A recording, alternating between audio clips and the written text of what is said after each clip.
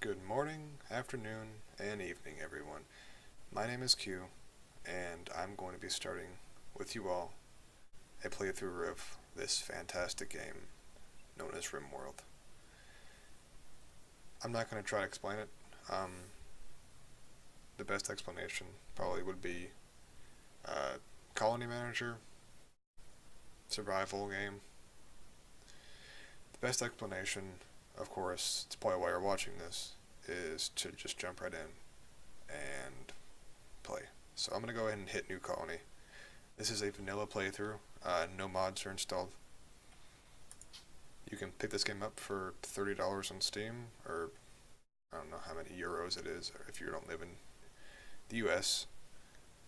But anyway, starting off here, you have three scenarios to choose from. You can do Crash Landed, which is you start with three colonists. The Rich Explorer, of course, and it tells you everything right here of what you start with. So silver is the kind of the currency in the game. Meals, of course, medicine, components for technology and such. Survival rifle. This is a survival game. So anyway, and then of course the Lost Tribe, the hardest one because, well, it's gonna be hard to research things as a tribe. But you do start with 5 people. So I think I'm just going to go with the classic Rimworld experience, which is Crash Landed. So this is what I'm going to start with. Silver times 800s, packaged survival meals, medicine, components, survival rifle, pistol, plasteel knife. Never figured out what plasteel really was, but it's type of metal. A random pet. Hopefully we get a good one and not a cat. Cats are kind of useless. And steel, it's always good to have, and good wood. Steel is scattered across the map. Anyway, so the game is told by AI, and currently there are only 3 AI in the game.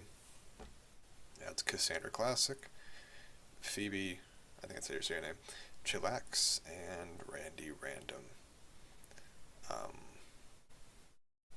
So, right here, Cassandra creates story events on a steadily increasing curve of challenge and tension. She's the classic one. As in her name, Cassandra Classic. Phoebe, here, gives lots of times between disasters to relax and build your colony. But beware, at high difficulty she'll hit as hard as anyone. Okay. And Randy Random is, well, he's random. He'll generate random events, and he doesn't care if they make story triumph or utter hopelessness. It's all drawing him. So, for the purpose of this playthrough, I'm going to go ahead and go with Cassandra Classic.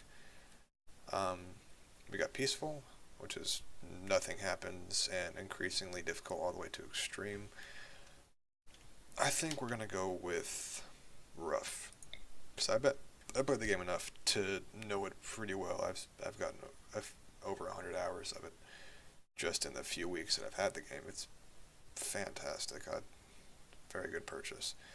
We're going to go with Rough. Permadeath mode, I usually play with it on, but for the purpose of this Let's Play, in case there's some issue with recording or something, I'm going to leave that off. Alright, so here's the seed. We recently uploaded to Alpha 16, I think. It's not in the corner. It added caravans, and I haven't actually played with caravans yet. So I'm going to be new to that. So I'm going to go ahead and randomize the seed, just that. Okay. Let's just get 100% globe coverage. Yeah, I don't care how long it takes to generate. Alright, normal's fine. Alright, generate. Here we go. We are generating the Earth. Not the Earth. The planet where we crash landed on. Our 3 survivors that we're about to customize here pretty soon.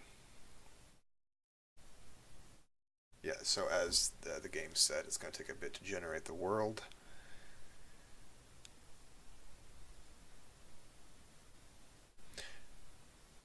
We will be back when it generates. Okay, welcome back. As you can see, the world has generated. You can scroll around by holding the middle mouse here. And you have an entire planet. This is fantastic. Like I said, I've only seen previews of this. I've never actually had experience with it so far. Um, yeah, so this is awesome because before it used to be just a flat little square.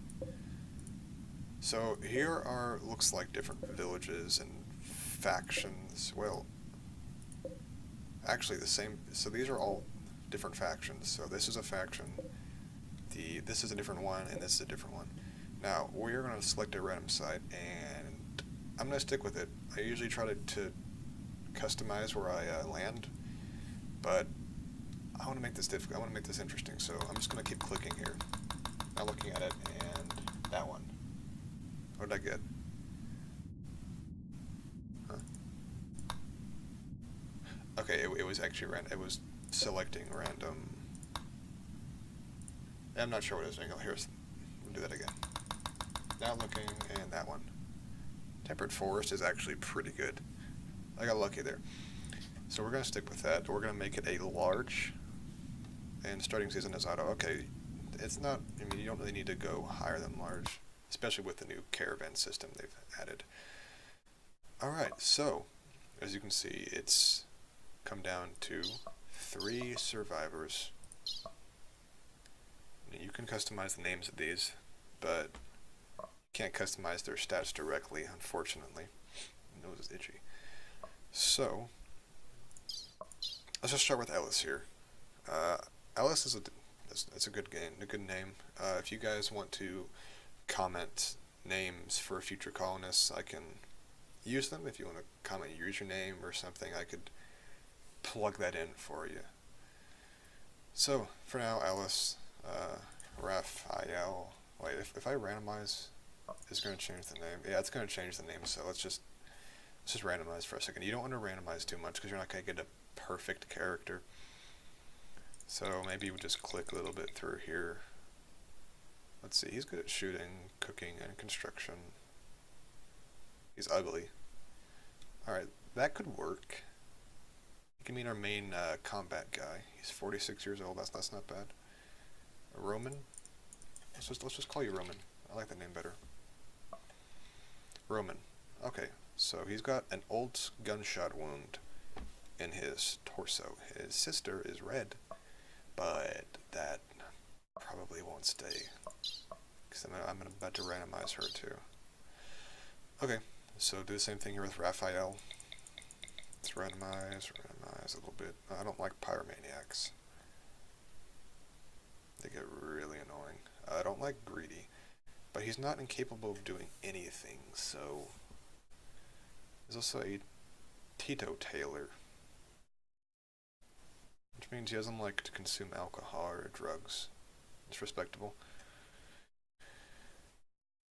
He's very passionate about researching. See, the little flames here mean how passionate they are. So, for instance, he's not interested in medicine at all, but he's interested, but not passionate about it. So it's 100% learning speed for the one flame, and then the double flame means he is burning passion. He loves to do this. He loves to fight melee, and he loves to talk to people, and he's lovely researching, but he's good at shooting and cooking. He's going to be our main cook. Victor. I think we'll keep you, Victor. Just like that.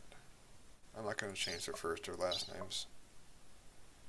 He has no health history here. Okay, we have, looks like we got, oh, he's only 16. He doesn't have an adulthood. See, that's new to me. Because before, no matter how old they were, they always had an adulthood.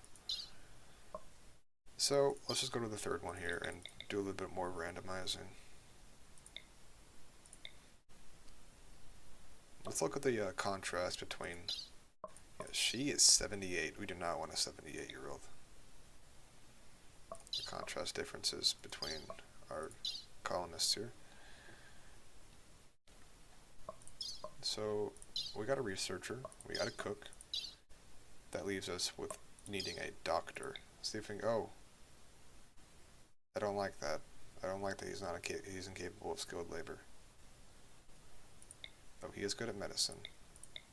Here we go. This is looking good. Kimmy. I had a Kimmy in one of my last playthroughs. I think this is probably the same colonist, actually. It's funny. She can't haul, but that's fine. Victor and Roman can do most of the hauling, especially because she's going to be... She's good at everything else. She's passionate about a lot of things. Okay, we're going to keep Kimmy. So, we have our 3 colonists. And like I said, in this game, you can recruit more colonists. More colonists can wander in and join your colony. Escape pods can crash and you can recruit them that way. So we're going to get more. So, I mean, I'm not very good at picking names if you guys want to help me out. Okay. I think we're good to start here. Let's just jump right in to the game.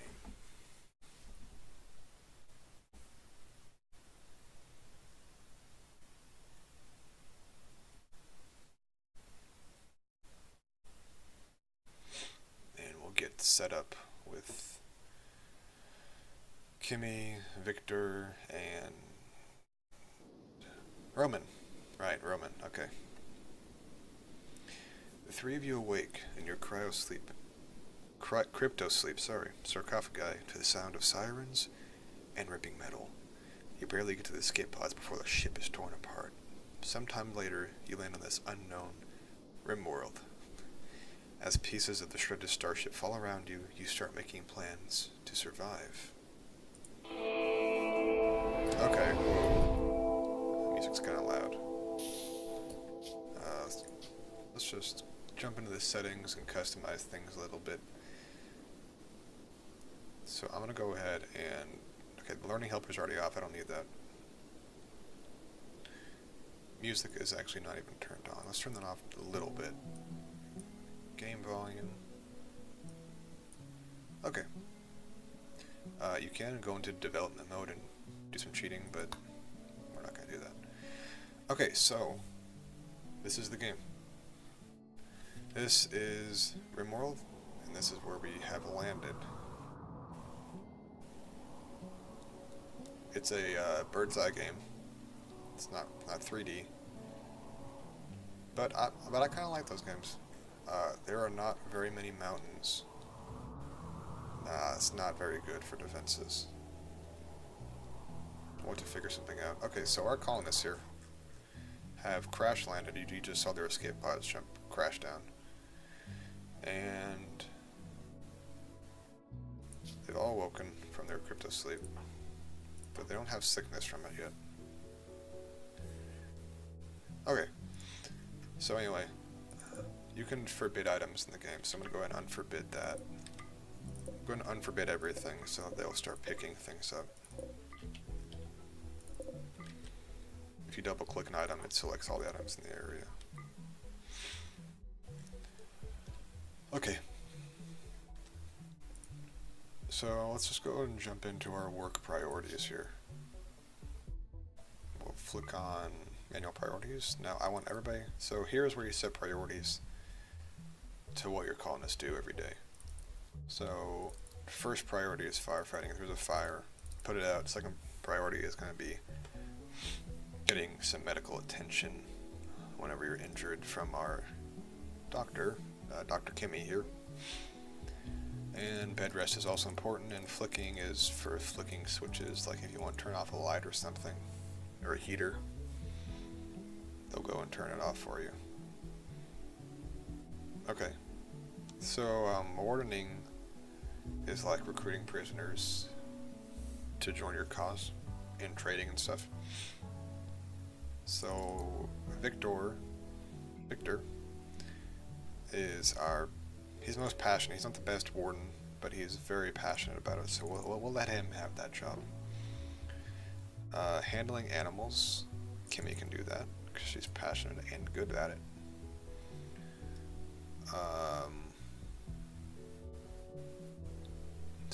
Cooking. Roman is the best cook, and he's also the best hunter. He's also passionate about it. But Kimmy's also passionate, and she's going to be busy doing, not hauling.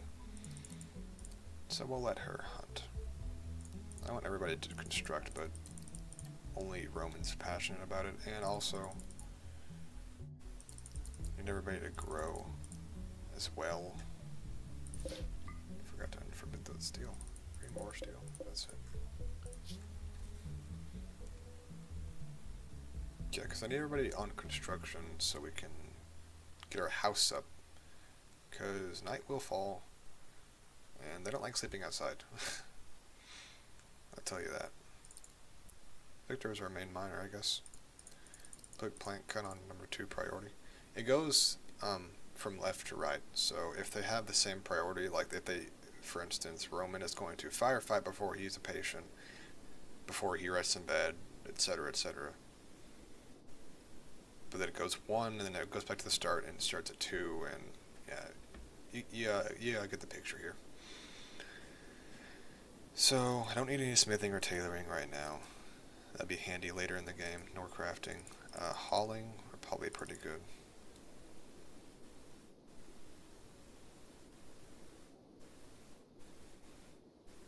Kimmy can clean, so she's going to be our little janitor. Research before you clean. I'm probably going to edit these later on as the game progresses, but this is just a good intro. So, that concludes our work priorities. But before I start the game, I think I'm going to go ahead and end this episode here because my timer's telling me that it's been long enough. I want to thank you guys for watching. I know that I'm new to making videos, but expect more of this and other games. And anyway, I hope you guys enjoyed, and I hope I will see you all next time. Thanks for watching.